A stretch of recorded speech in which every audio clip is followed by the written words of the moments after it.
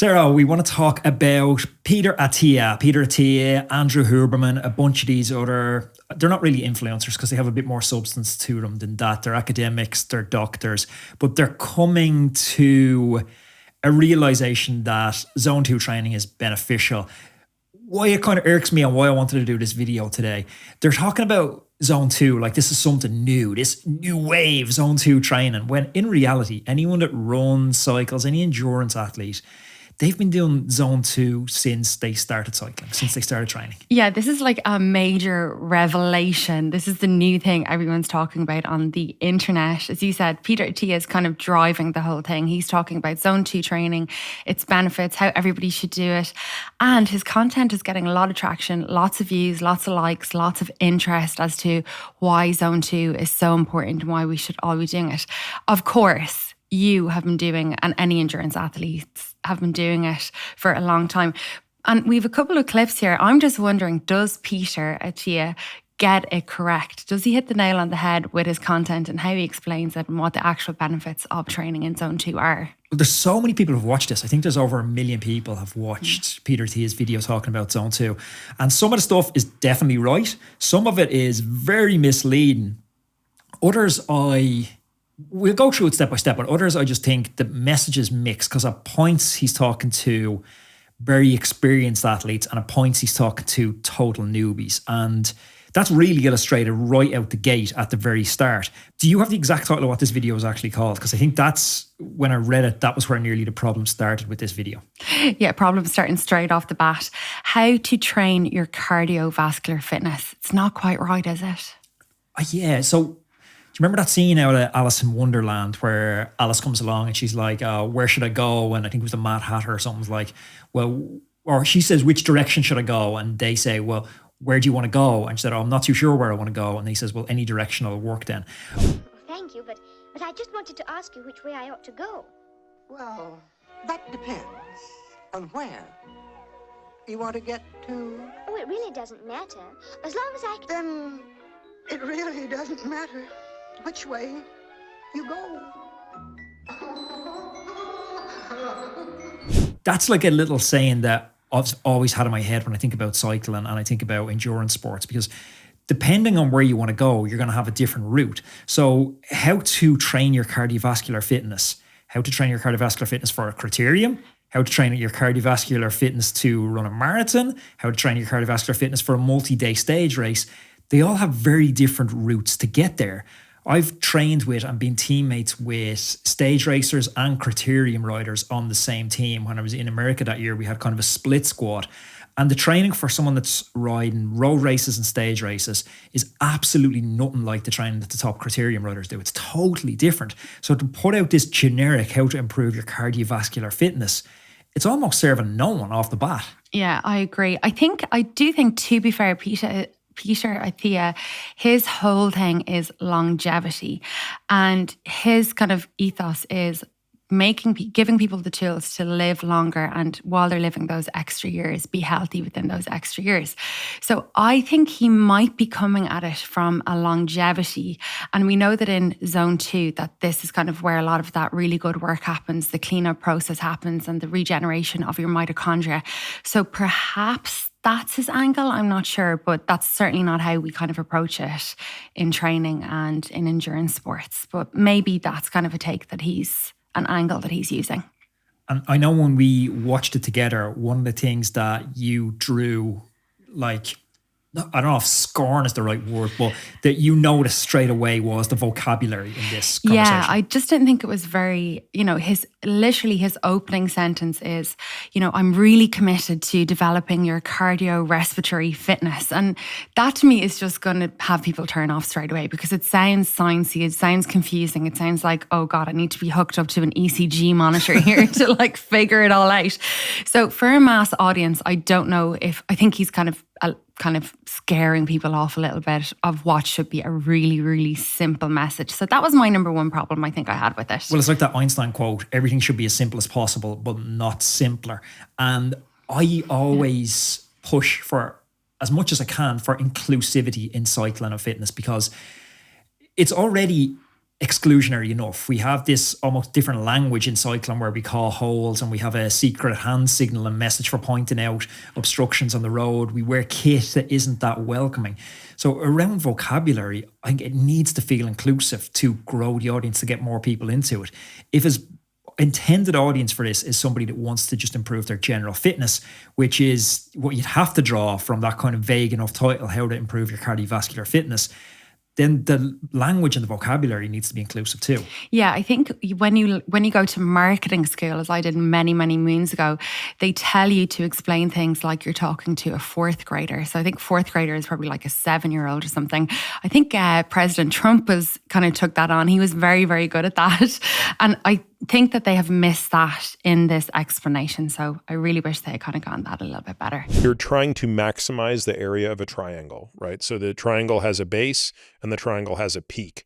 And the goal is how big an area can I get? Not how wide, not how tall. You don't want one that's this wide and this tall, and you don't want one that's this tall and this wide. You want the max.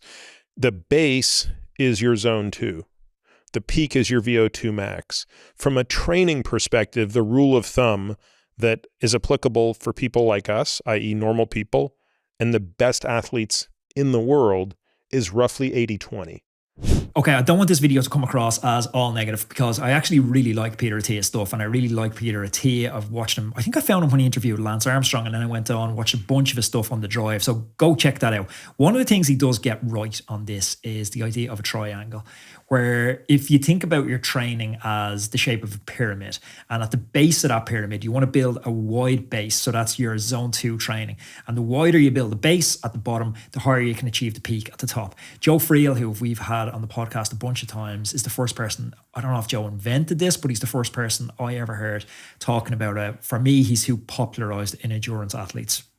And Joe has this analogy that you can if you build a wider base, that actually allows you to achieve a higher peak, in the exact same as, something in construction. If you have quite a narrow base and you only do base training for maybe 1 or 2 months in the year, that limits the peak you can get later in the summer. And the distribution that is advocated by Peter Attia, and this, another place I think he definitely gets it right, is around 80-20. So you look at your total amount of training time you have available for the week, and then you take 80% of that time and you put it into zone 2 training, and you take the remaining 20% and you put that into threshold work, VO2 max work. That's where I would take, umbrage with him a little bit. I don't think you take the 20% and you put it into VO2 max or threshold. I think that depends on what your goal is, to figure out what that distribution of 20% is. Maybe it needs to be all in, neuromuscular sprints. Maybe none of it needs to be there because you're a time trialist, and it all needs to be in threshold work. That's where I think he tries to oversimplify it, and he ends up missing the mark totally. Yeah, I absolutely agree. So he did get right, but there was a few things, particularly around cycling. He speaks about Tadej Pogačar and how he absolutely wipes the floor with all of his competition. That did not ring through in our last Tour de France. We saw that eye-watering performance by Jonas that blew him, that mopped Tadej out of it. He is going to win this time trial. Jonas Vingegaard won. I actually think that, Peter Attia is getting a lot of his information from Pogačar's coach, and he does reference him a few times in this. But I'm afraid Peter comes across like a bit of and I hate to use the word Fred. Don't be that person. He just is trying to talk about cycling in a really authoritative way, and I think it just kind of fails. Look, I would probably do the same if I was talking to somebody about Formula 1 or something. I wouldn't have a clue. I'd be like, Max Verstappen's wiping the floor or whatever, because I see in one series of Drive to Survive. I don't really know the reality on the ground, but if mainly cycling fans are probably tuning into this, and they'll know it's a different reality. Absolutely. Maybe just walk through what modalities can people do zone 2 on? Treadmill, bike. Okay, I had to interrupt that there because I just want to give a shout out, a massive shout out and thank you to that person who's interviewing Peter for his complete and utter lack of energy and it seems interest in the subject matter. Oh my God, I almost fell asleep when he was talking. But yeah, back to the clips. Anything that is steady state. So, swimming is a great way to do it because you can really swim in a pool at a steady state. Running is a great way to do it because you can pretty much run at a steady state. Cycling outdoors is generally hard unless you have specific, like Fiesta Island was a great place to train. I used to train at Fiesta Island because for people who don't know where that is in San Diego, it's where all the time trial bike races were. And it's just a 7-kilometer loop that you can ride on without lights or there's no traffic or anything that gets in your way. But for the most part, I wouldn't be able to do zone 2 outside here in Austin. It's too hilly and there's too much traffic and it's fits and starts. I can do my VO2 max here because I go to a hill, and that's my favorite way to do VO2 max is on a hill that's about a mile long. So zone 2 training for me, it's almost all about being outside. The idea of doing zone 2 training inside, it's for climates where it's not really suitable to get outside. If you're wintering in Toronto, Vancouver, where it's just minus temperatures all the time. Now, he does say that traffic isn't permitting him, so we don't know where he lives in Austin. Maybe he's quite time crunched, and at parts of the interview, he talks about only being able to get out for maybe 1 hour sessions. Maybe he lives in a very built up area, and if he's only to do 1 hour, he's literally stuck at traffic lights all the time. But by and large, outside is where you want to be doing all your zone 2 riding because you're getting so much more benefit than actually just the physiological benefits of riding outside. You're starting to work on your bike handling, you're getting vitamin D from the sun. Being outside just cheers you up. Yeah, absolutely. I totally agree. He kind of goes on to say that he does all of his VO2 max efforts outside on a local hill. I would completely flip that on its head and do all my zone 2 outside and my really high effort, high intensity sessions inside. That just makes sense to me. Today's show sponsor is Pillar. Well, we're all familiar with the importance of electrolytes and carbohydrates and their role in our race preparation. Pillar is taking a completely different route. It focuses on micronutrition, ensuring we're ready to perform even before we hit the start line. It's all about promoting a good night's sleep, facilitating effective recovery, and replenishing those crucial micronutrients so you can perform at your very, very best. I've been running my own personal little experiment over the past month, and I've been incorporating Pillar's triple magnesium supplement into my evening routine. I take it about 30 minutes before bed, and the results I've seen are absolutely remarkable. The improvement in sleep quality, about 10% I've seen. I've been tracking my sleep with my Whoop device, and the results are there in absolute black and white. I've given this to friends, they've tested it, and they've all experienced the same results. I wake up feeling refreshed, having had a deep restorative sleep, so I'm ready to attack work, training, and life the next day. But don't just take my word for it. The data from your fitness tracker will tell you the story. So if you're ready to elevate your performance and your sleep quality like me, just go ahead and give Pillar a try. Head to pillarperformance.shop and use the code ROADMAN on your local website for 15% off your first order. If you're watching this in the US, head over to thefeed.com/pillar and use the code ROADMAN for 15% off that first order as well. Now let's get back to the show. Yeah, I don't mind doing VO2 outside as well. It's quite controllable as well. Like we have a local hill that's 10 minutes and you can ride halfway up it, and that's quite a nice way to do it. Roll halfway up, your recovery is rolling down. One of the bits that just is very confusing for me, in that as someone who's actually ran quite a bit in winter periods, is he advocates doing your zone 2 work as a run if you can't cycle. Now, unless you're a very experienced runner, getting out the door and having any sort of motion that isn't a walk is going to stick you into zone 3 almost instantly. Yeah, I think a brisk walk is kind of where it's at. You're going to very quickly hit your zone 2 on a walk unless your cardiovascular system's totally trained and you can stay within the heart rate zones. Yeah, going for a run for me is not an option at all. I think that is very, very strange advice. Intense, like jumping, because the sweet spot for VO2 max is kind of 3 to 8 minute intervals. So you don't want to be doing things that are so intense that you can't do them for at least 3 minutes. And so that's why I'd kind of hold off on that stuff. VO2 max intervals at 3 to 8 minutes is heavy going. 3 minutes. Okay, so when I'd normally start an athlete out doing VO2 max stuff is around 3 minutes. So you have them 3 minutes working in zone 5, and then you progress it to 4 minutes, maybe 5 minutes. But a really tough session that I would do if I was going super, super well, or when I was riding the bike full time, would be 4 by 5 minutes. So I was really interested to hear about 8 minute VO2 max intervals, because for me, 8 minutes is it seems too long to maintain VO2 max power. So I was digging in and I was looking for studies on this. And there's one, Randstad 2016, we'll link it below. And they were testing various duration VO2 max efforts. And the study found that the group performing 4 by 8 minute intervals showed the most significant improvement in both power output at 4 millimoles of lactate and VO2 max.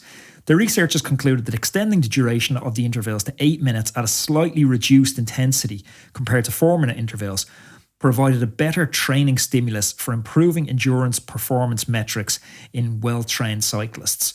That was the only study I could find to back up the efficacy of doing 8-minute efforts. And the conclusion of that study, from reading into what I just read out there, it's actually not specifically improving your VO2 max. That's the most effective duration for improving your overall fitness. So I would go back to the very start and say, what is the goal? Like if you ask an archer to shoot, his first question is, what am I going to be shooting for? If we don't know the type of event we're getting ready for, if we don't know if we're getting ready for a criterium or a time trial, the type of training stimulus that we need to do is unknown. So we don't know if a 4-minute effort or an 8-minute effort is going to prove to be better. You know, if you are a road racer and you want to get in the break, there was a great study a few years ago, the name of it escapes me, but Hunter, Allen and Andrew Cogan talk about it in their Training and Racing and Power Meter book. It's called a race winning effort, where they talk about the interval that produces the most race winners across big data. And it's actually like a 10-second acceleration followed by a 3-minute zone 5 effort followed by threshold. And if you think about that in practicality, that's because you need a 10-second effort to jump clear of your breakaway. You need 3 minutes to extend that gap between you and the breakaway. And then you need to ride threshold, the same speed as the breakaway, to bring it home into the finish. And that's why they call it a race winning effort. And then you can reverse engineer that and bring it into your training and do race winning efforts in your training if you're a road racer. Yeah, that's pretty cool. And I'm glad to hear you're not bought into the 8-minute threshold, because No, 8-minute VO2, not threshold. VO2, sorry, because I had a feeling you were going to start prescribing those to me and potentially all of your coaching clients. That's really interesting. Yeah, you do need to be very specific with what you're targeting. I think that's kind of where Peter Attia kind of misses the mark in this video. But what I really like to do is 4-minute repeats, 4 minutes on, 4 minutes off. And on the 4 minutes on, are you going 100% for the full? Like how should someone think about? Yeah, this is one of those things you have to play with this. There's this is years and years of practice to know what that feels like. So again, I'm doing this on a bike, so I'm looking at wattage, and my watts are so low now, I'm embarrassed. So I'm not going to tell you what the watts are because they're so much lower than they used to be. What do you think his watts were, Sarah? I don't know. I'm a bit appalled that he didn't tell us what his watts are. Are we too shy to say what our FTP and our watts are on a session? It's the only reason I tuned in. And what do you think it is? Well, I don't know. I'm guessing, look, he doesn't sound like he's a Cat 1 rider. But he is a big enough lad. Like, he's not super, super lean. So I'm going to guess at 300 watts for his 4-minute efforts. Oh, okay. Yeah, okay. I would kind of go with that. But yeah, I wish. Why is he so shy? Maybe his ego is too big to tell us. What's your 4-minute power? I actually don't know what my 4-minute power is. Do you? You're my coach. I would say I would tip maybe 470 to 480-ish. Yikes. Okay. Let's move on. But I know, I have a sense of what I need to average my wattage over those 4 minutes. So I might go out at 105% of that wattage. And it feels pretty easy for the first minute. If it doesn't, I've gone too hard. By 3 minutes, I'm very uncomfortable. And at a minute, in that last minute, i.e. at 4 minutes, I don't have much left. Do you think that's good advice for how to pace your effort? Yeah, I think it's really good. I think it's VO2 max efforts. What you see a lot of people doing is they go out super hard. Do you remember the way you used to ride a hill? If you came to a 4-minute hill, you literally ride the first 30 seconds full gas, and then your speed would totally drop, your speed power, everything would drop for the remaining 3 minutes of that hill. That's a very common newbie distribution of effort. As you get more kind of nuanced on it, the way I think about this is when I was doing pursuit efforts on the bike, it's a 4-kilometer pursuit. If the first kilometer doesn't feel super, super easy, you're really in trouble in that last kilometer. Okay. You're going to lock up bad and you may not make it in that last kilometer. Because when the single speed gear, when it gets on, The track is a real momentum thing. And when the single speed gear gets on top of you, you just start going slower and slower. And it's a lonely old place out there. But I think it's a good advice. Michael Barry rode for Team Sky and he used to coach me, and his advice around these 4-minute efforts was go till you see Jesus. Yeah, I think that's really good advice. When I first started doing them, I think it's a pacing thing, isn't it? Like, as you said, I'd go out, even on the watt bike, if I was doing a session, I'd go out way too hard. I famously close my eyes when I'm doing a session. I don't even know. On the watt bike, I don't even know how long left I have. I just kind of peer at the clock every couple of seconds and I'm like, is it over yet? So yeah, I think that advice is really good. I'm going to take on Attia's advice there on that one. I'm really excited to announce our show sponsor today is Silca. For those of you who might not know, Silca offers best in the game bike accessories like tools, pumps, plus all your everyday bike maintenance kit like chain wax and even sealant. What sets Silca apart is their commitment to quality, beauty and craftsmanship. Trust me, these products are built to last. I've been replacing my track pump probably on average every 2 years, but my dad has had a Silca track pump since I can remember, and it's still going perfectly strong, almost without a blemish on it. So if you want to spoil yourself, or maybe you want to treat one of your cycling friends, they have so many amazing products over on the Silca website. There's torque wrench sets, bike bags, 3D printed bike computer mounts, and loads of other really cool pieces all over there. And as a Roadman listener, you can get 13% off all Silca products. Just use the code ROADMAN13 at checkout. Not only does this get you a fantastic deal, but it also lets Silca know that sponsoring this podcast is valuable. Whether you're shopping for a gift or you're treating yourself, Silca has something for every cyclist who hates the throwaway culture and loves quality.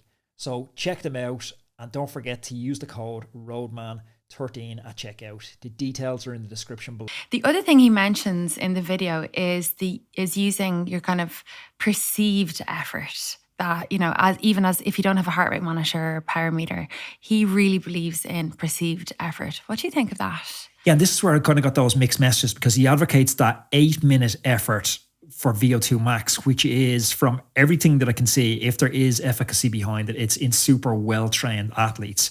And now he's talking about the use of RPE. Now, RPE does work. That's rate of perceived exertion. So it's a scale from 1 to 10, 10 being the hardest, 1 being the easiest. So your zone 2 will put you in around 5 somewhere you can hold conversation. And rate of perceived exertion does work quite well, in my experience, in well-trained athletes. Like if you say to somebody who's been riding 10 years to ride zone 2, but you don't give them a heart rate monitor or a power meter, they'll land close enough to zone 2. But I remember lactate testing total newbies years ago. And so I'd have their blood lactate data. And so you'd be taking blood samples and you'd be looking at their millimoles of lactate and you'd be asking them how they felt as well. And so many times I would say to people, I could see they're approaching 4 millimoles, which is threshold. So that's 7, 8 out of 10 effort. And you could see they're approaching threshold and you'd be like, what's your RPE? And they'd be like, no, nothing. And you're like, how do you mean nothing? And I was like, it's a scale of 1 to 10. They'd be like, okay, 1. I'd be like, oh, it must be more than 1. No, it's not 1. And then 30 seconds later, they'd be boom, gone. And I was wondering, is that just anecdotal? So I went digging for studies and I found one from Sanders in 2017. And he found that cyclists' perceived effort, RPE, does not always align with objective measures like heart rate and power. Specifically, they observed the time spent in lower intensity zones was significantly lower when quantified by rate perceived exertion compared to heart rate and power. Conversely, time in higher zones was higher with rate perceived exertion. So this suggests that cyclists may underestimate their effort at lower intensities and overestimate it at higher intensities when they're relying on RPE. That is just me. That study is basically around me. Sanders studied you back in 2017. That's what happened there. I have absolutely zero clue as to, when we are out training together, you're always saying, look at your power meter, look at your heart rate. Because like I've no knowledge. I don't know how it naturally feels. And I know I've often spoken to you about this. I'm like, would you know it? You know, your watts even without looking at your power meter? And you're like, yeah, probably within a range of 5 watts, I'd be right. So yeah, I think perceived effort is something that you leave to people who are a little bit more trained, who are more in tune with their bodies. Thanks for tuning into this video, folks. If you enjoyed this, please click up here because there's another one that I know you're going to love along the same lines. And take a second to subscribe to the channel. This is not just a random call. Subscribing to the channel really helps us grow. It helps us get bigger guests and it funds the channel going forward. Thanks a lot.